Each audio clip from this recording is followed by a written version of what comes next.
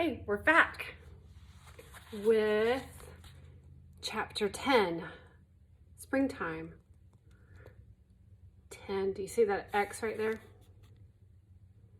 So yesterday we did chapter 9 and it was an I and then an X.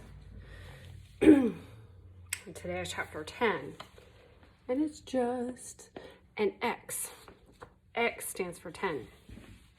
So you remember a couple of days ago, I told you that with Roman numerals, when there's a smaller one in front of a larger one, that it means that you're actually taking one away. So for the number 9, it is IX, the one before 10. And the number that comes before 10 is what? 9, right. But today we're in chapter 10, springtime. Snowbell the cat enjoyed nighttime more than daytime. Perhaps it was because his eyes liked the dark, but I think it was because there are always so many worthwhile things going on in New York at night. Snowbell had several friends in the neighborhood.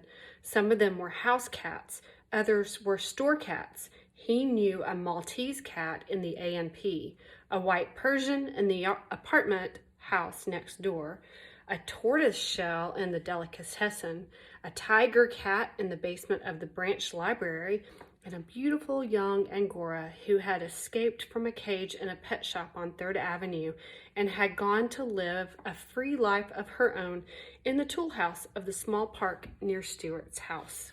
Home. That says home, not house.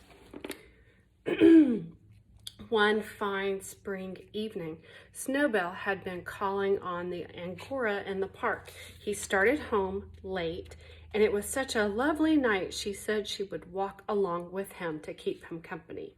When they got to Mr. Little's house, the two cats sat down at the foot of a tall vine which ran up the side of the house past George's bedroom. This vine was useful to Snowbell because he could climb it at night and crawl into the house through George's open window. Snowbell began telling his friend about Margalo and Stuart. "Goodness," said the Angora cat, "you mean to say you live in the same house with a bird and a mouse and don't do anything about it?" "That's the situation," replied Snowbell. "But what can I do about it? Please remember that Stuart is a member of the family, and the bird is a permanent guest like myself." "Well," said Snowbell's friend, "all I can say is you've got more self-control than I have." "Doubtless," said Snowbell. "However, I sometimes think I've got too much self-control for my own good. I've been terribly nervous and upset lately, and I think it's because I'm always holding myself in." The cats' voices grew louder, and they talked so loudly that they never heard a slight rustling in the vine a few feet above their heads. It was a gray pigeon who had been asleep there and who had awakened at the sound of cats and begun to listen. "This sounds like an interesting conversation," said the pigeon to himself. "Maybe I'd better stay around and see if I can learn something." "Look here," he heard the Angora cat say to Snowbell. "I admit that a cat has a duty toward her own people, and that under the circumstances it would be wrong for you to eat Margalo. But I'm not a member of your family, and there's nothing to stop me from eating her, is there? That's awful." "Nothing I can think of offhand," said Snowbell. "Then here I go," said the Angora, starting up the vine. The pigeon was wide awake by this time, ready to fly away. But the voices down below continued. "Wait a minute," said Snowbell. "Don't be in such a hurry. I don't think you'd better go in there tonight." "Why not?" asked the other cat. "Well, for one thing, you're not supposed to enter our house.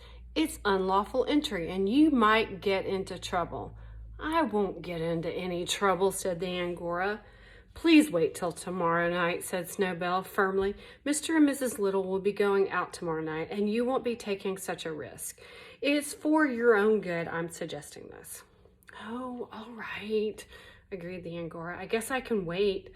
But tell me where I'll find the bird after I do get in." "That's simple," said Snowbell. "Climb this vine Enter George's room through the open window, then go downstairs and you'll find the bird asleep in the Boston fern on the bookcase." "Easy enough," said the Angora, licking her chops. "I'm obliged to you, sir," which is just a fancy way to say thank you. "Well, the old thing," whispered the pigeon to himself, and he flew away quickly to find a piece of writing paper and a pencil. Snowbell said goodnight to his friend and climbed up the vine and went into bed. Next morning, Margalo found a note on the branch of her fern when she woke. It said, "Beware of a strange cat who will come by tonight." It was signed, "A Well-Wisher." She kept the note under her wing all day long, wondering what she had better do, but she didn't dare show it to anyone, not even to Stuart. She couldn't eat. She was so frightened. "What had I better do?" she kept saying to herself. Finally, just before dark, she hopped up to an open window, and without saying anything to anybody, she flew away. It was springtime, and she flew north just as fast as she could fly, because something inside her told her that north was the way for a bird to go when spring comes to the land. That's the end of today's chapter, chapter 10. I'll see you next time. Bye.